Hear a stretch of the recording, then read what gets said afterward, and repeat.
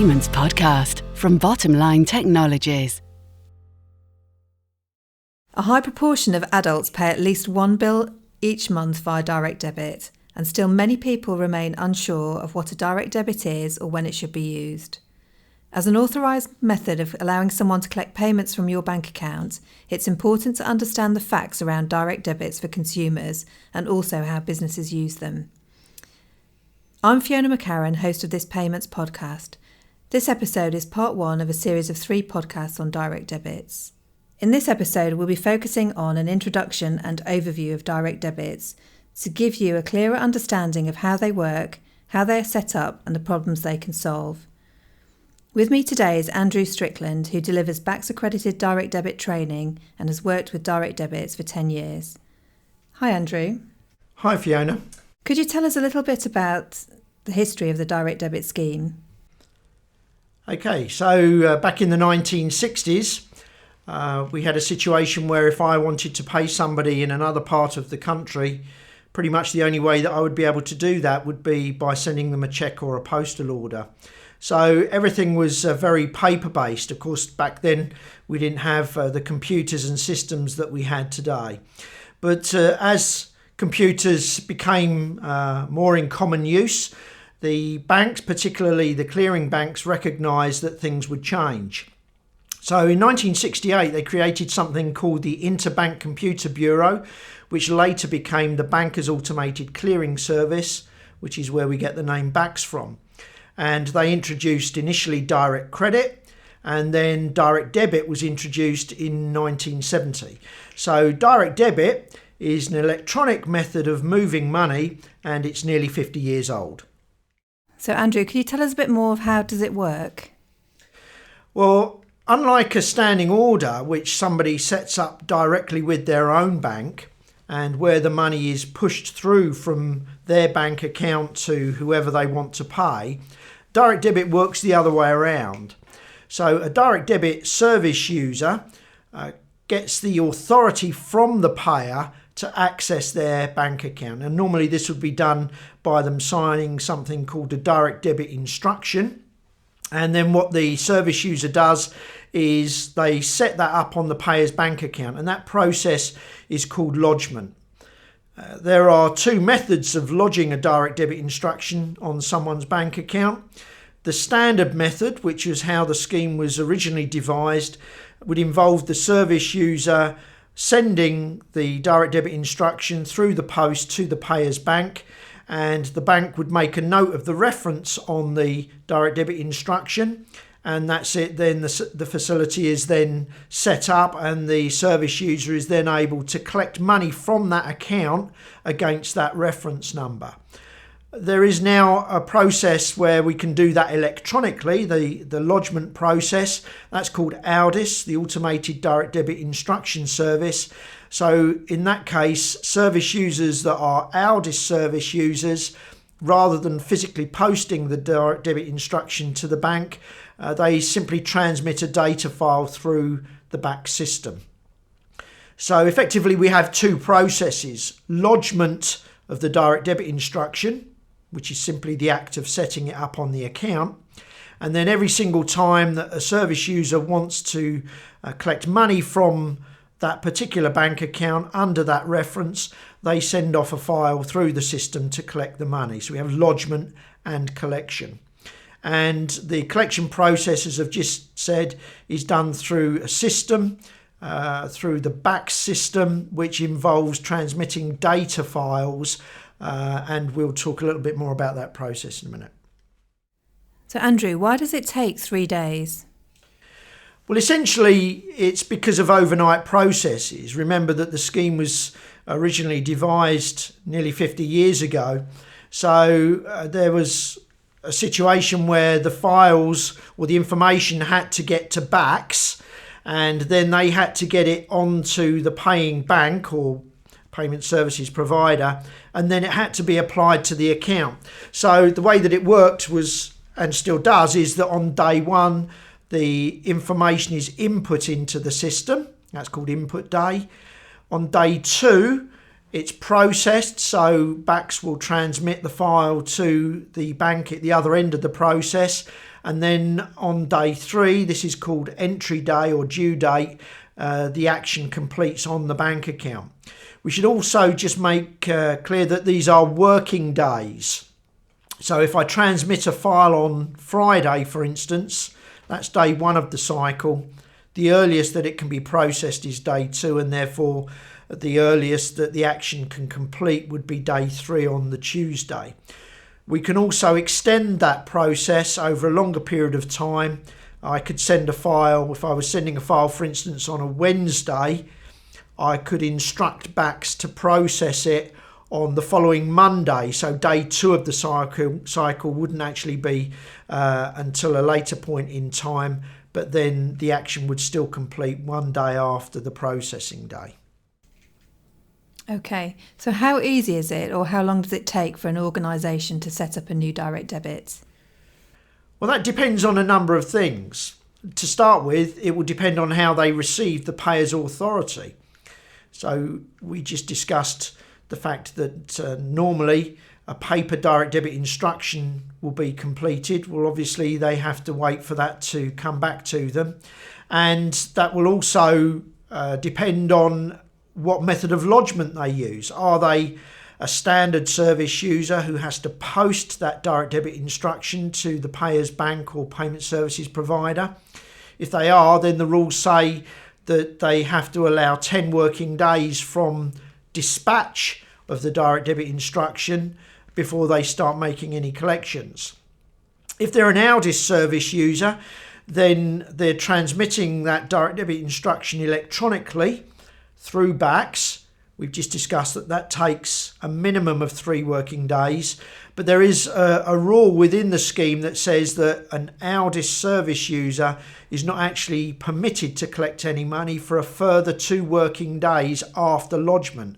So the lodgement cycle is actually a 5-day cycle as a minimum before you can start collecting any money. There are also implications of advance notice. Now, advance notice is something that the service user has to give to the payer. Although they're being given access to a payer's bank account, the guarantee says that they're required to notify the payer about collections that are going to be debited from that account.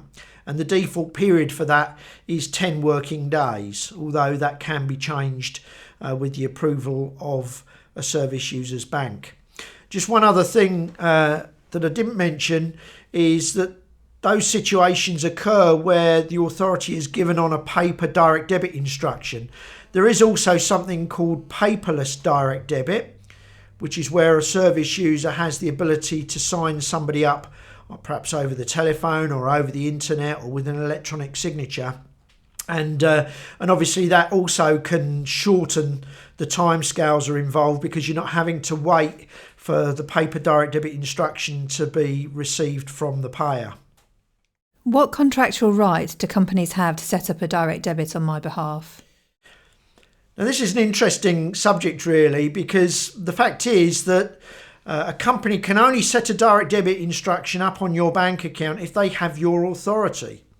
And of course, you control who has access to your bank account. We should just make it clear that direct debit is just a method of moving money between 2 bank accounts. It is totally separate from any contract that might exist between a company and their customer that says that somebody owes them some money.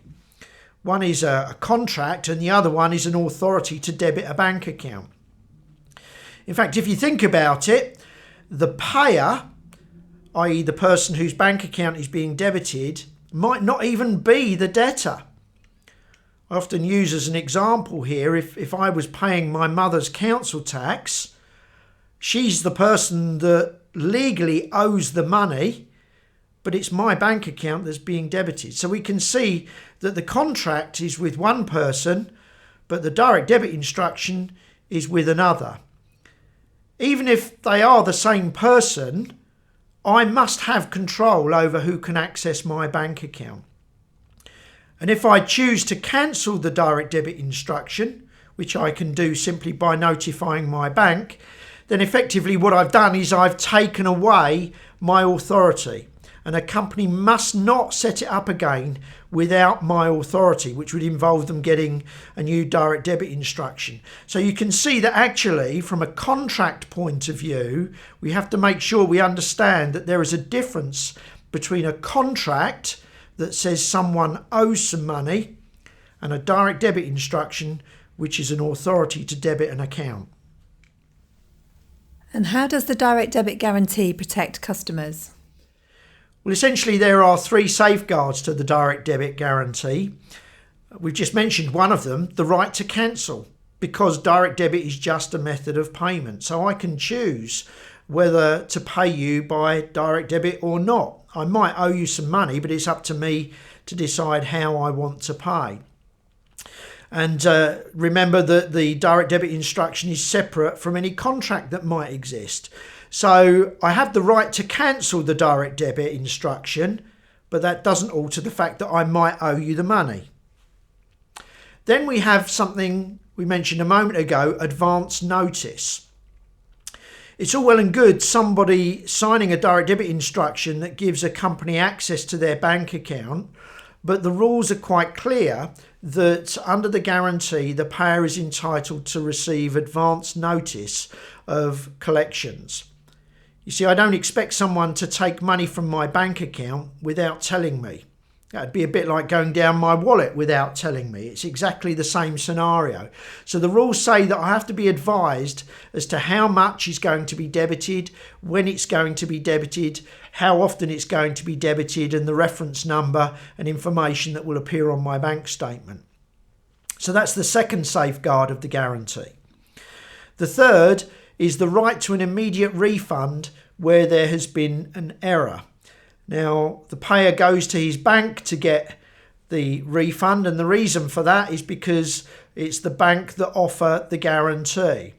Because a service user has access to my bank account and they're in control of how much is debited from my bank account, there's nothing to say that they don't make an error. Simply putting a decimal point in the wrong place would result in me being debited 10 times the amount that they're supposed to. So I've got to be able to get that money back immediately without any major fuss about it. So the guarantee says I can simply go to my bank and obtain that refund.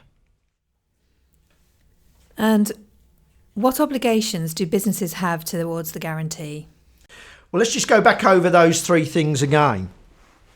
Firstly, the right to cancel. Well, the fact is, the service user can't actually stop me cancelling the direct debit instruction.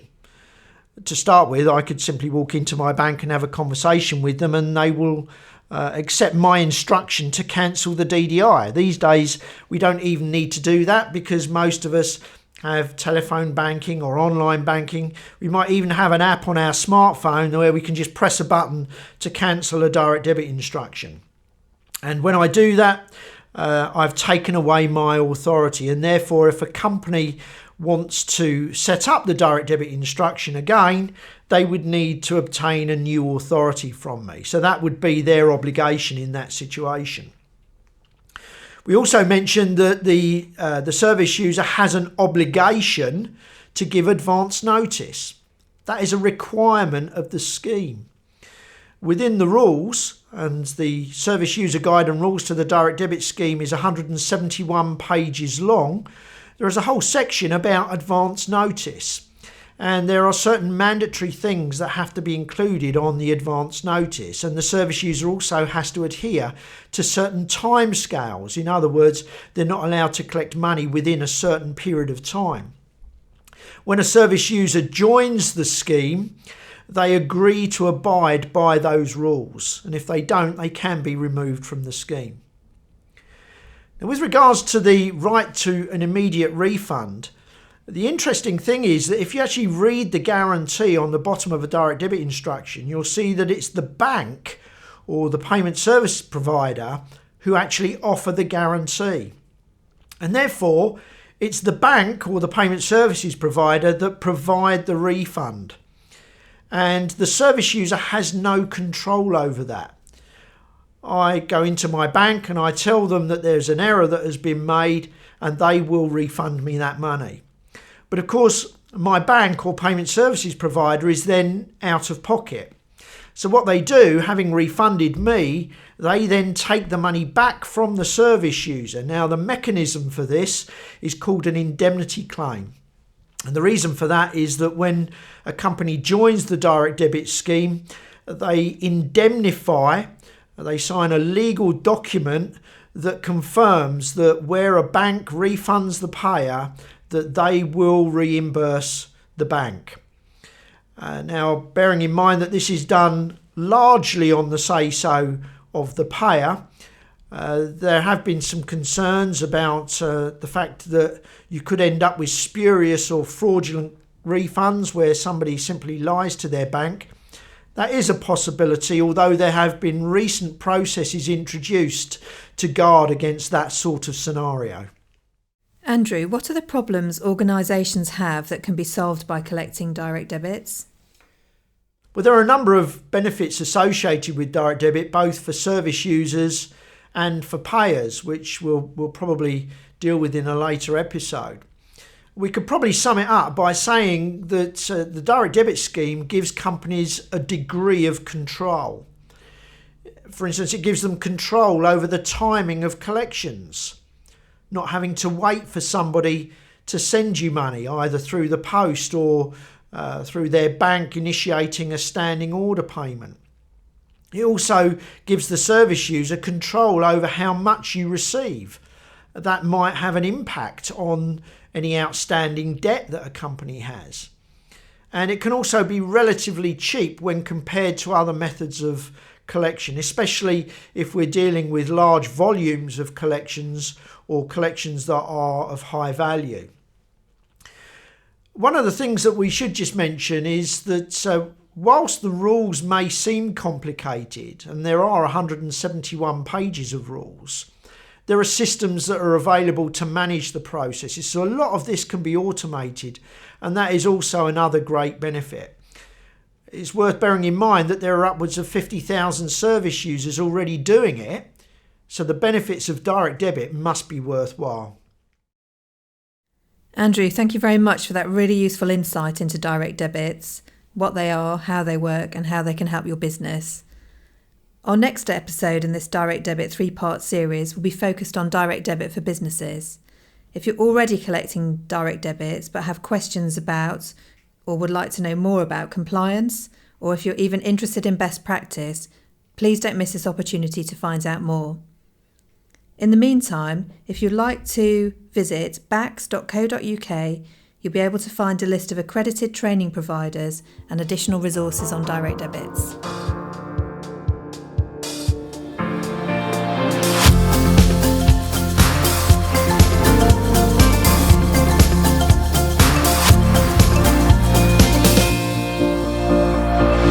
Payments Podcast from Bottom Line Technologies.